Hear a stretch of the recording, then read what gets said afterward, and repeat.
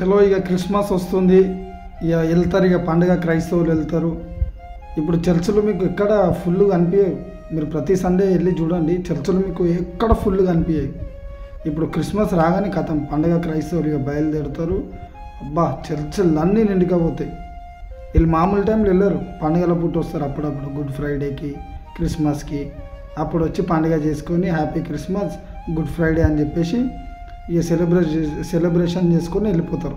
Brother, పండుగ క్రైస్తవులారా మీకే చెప్తున్నా, మీరు నిజమైన క్రైస్తవులు కాదు.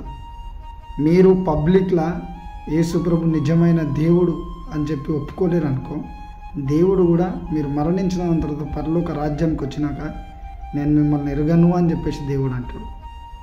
అర్థమైందా? ఏదో నేను క్రిస్మస్కి వస్తున్నాను, గుడ్ ఫ్రైడేకి వస్తున్నాను, నేను క్రైస్తవుని అని చెప్పడం కాదు. క్రైస్తవుడు హతసాక్షి అవుతాడు. క్రైస్తవుడు ఏసే దేవుడు అని పబ్లిక్లో ఒప్పుకుంటాడు. మీరు క్రిస్మస్కి కనిపిస్తారు. క్రిస్మస్కి కనిపించేటప్పుడు క్రైస్తవులు కాదు, దొంగ క్రైస్తవులు వాళ్ళు. నిజమైన క్రైస్తవుడు దేవుని కోసం బ్రతుకుతాడు, దేవుని గురించి సువార్త ప్రకటిస్తాడు, దేవుని కోసము ప్రాణాలు కూడా పోగొట్టుకుంటాడు. తెలుసా? సరే, ఎన్ని రోజులు బ్రతికినామో పండుగ క్రైస్తవునిగా, ఇప్పటి నుంచన్నా స్టార్ట్ చేయి. దేవుని సువార్త ప్రకటించు, దేవుని గురించి నుంచో, రోషమ కలిగిన క్రైస్తవునిగా బ్రతకాలండి.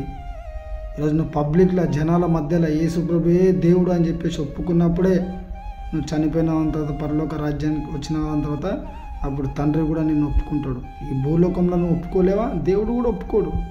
నా కుమారుడు కాదంటాడు దేవుడు.